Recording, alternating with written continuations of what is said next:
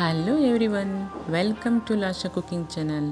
ನಾನಿವತ್ತು ನಿಮಗೆ ತುಂಬಾ ಸಿಂಪಲ್ಲಾಗಿ ಮಾಡುವಂತಹ ಸಬ್ಬಕ್ಕಿ ಇಡ್ಲಿಯನ್ನು ಮಾಡಿ ತೋರಿಸ್ತಾ ಇದ್ದೀನಿ.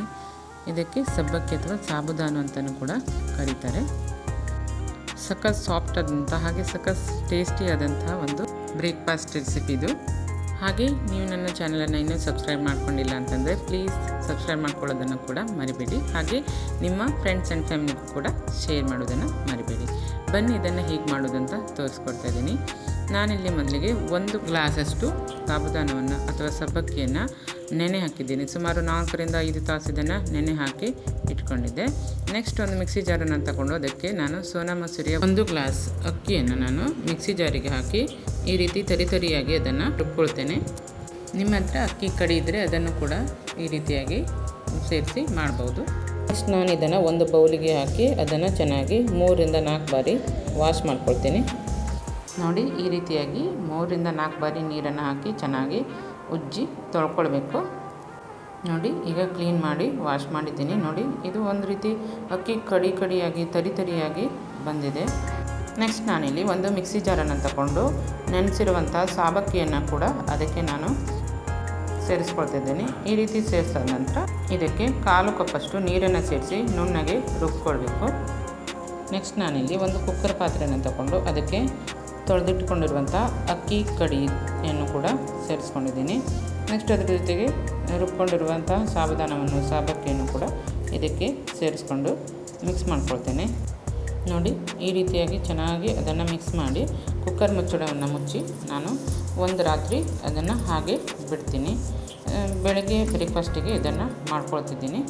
ನೋಡಿ, ಈ ರೀತಿಯಾಗಿ ಕುಕ್ಕರ್ ಮುಚ್ಚಳವನ್ನು ಮುಚ್ಚಿ ಇಡ್ತೀನಿ. ಬೆಳಗ್ಗೆ ಆಗಿದೆ, ಇದನ್ನು ಓಪನ್ ಮಾಡಿ ತೋರಿಸ್ತಾ ಇದ್ದೀನಿ. ನೋಡಿ, ಒಂದು ಸಾರಿ ಇದನ್ನು ಚೆನ್ನಾಗಿ ಮಿಕ್ಸ್ ಮಾಡ್ಕೊಳ್ತೀನಿ. ನೋಡಿ, ಎಷ್ಟು ಗಟ್ಟಿಯಾಗಿ ಬಂದಿದೆ ಅಲ್ವಾ.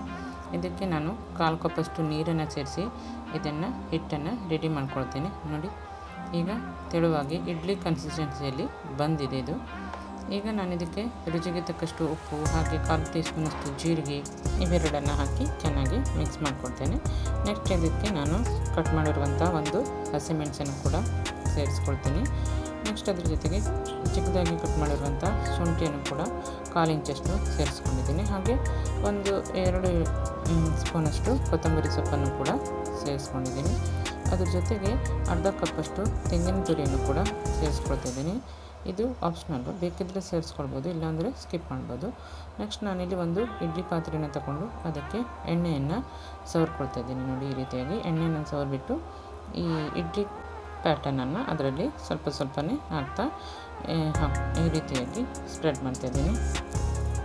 ನೋಡಿ, ಈ ರೀತಿಯಾಗಿ ನಾವು ಇಡ್ಲಿ ಪಾತ್ರೆಯಲ್ಲಿ ಅದನ್ನು ಸೆಟ್ ಮಾಡಿ ಇಟ್ಟ ನಂತರ ನೆಕ್ಸ್ಟ್ ಇನ್ನೊಂದು ಪಾತ್ರೆಗೂ ಕೂಡ ನಾನು ಅದನ್ನು ಎಣ್ಣೆಯನ್ನು ಸವರಿ ಮತ್ತು ಉಳಿದಿರೋ ಹಿಟ್ಟನ್ನು ಕೂಡ ಈ ರೀತಿಯಾಗಿ ಅದರಲ್ಲಿ ಸೆಟ್ ಮಾಡ್ಕೊಳ್ತಾ ಇದ್ದೀನಿ. ನೆಕ್ಸ್ಟ್ ಈ ರೀತಿ ಎಲ್ಲವನ್ನು ನಾನು ರೆಡಿ ಆದ ನಂತರ ಅದಕ್ಕೆ ಮುಚ್ಚಳವನ್ನು ಮುಚ್ಚಿ 15ರಿಂದ 20 ನಿಮಿಷ ಮೀಡಿಯಮ್ ಊರಿನಲ್ಲಿ ಬೇಯಿಸ್ಕೊಳ್ತೇನೆ.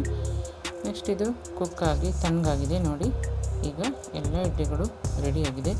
ಸೂಪರ್ ಆದಂಥ ಒಂದು ಸಾಬುದಾನ ಇಡ್ಲಿ ರೆಡಿ ಆಯಿತು.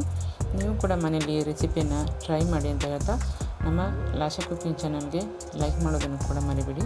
ಹಾಗೆ ಇನ್ನಷ್ಟು ಹೊಸ ರೆಸಿಪಿಯೊಂದಿಗೆ ಸಿಗೋಣ. ಧನ್ಯವಾದಗಳು.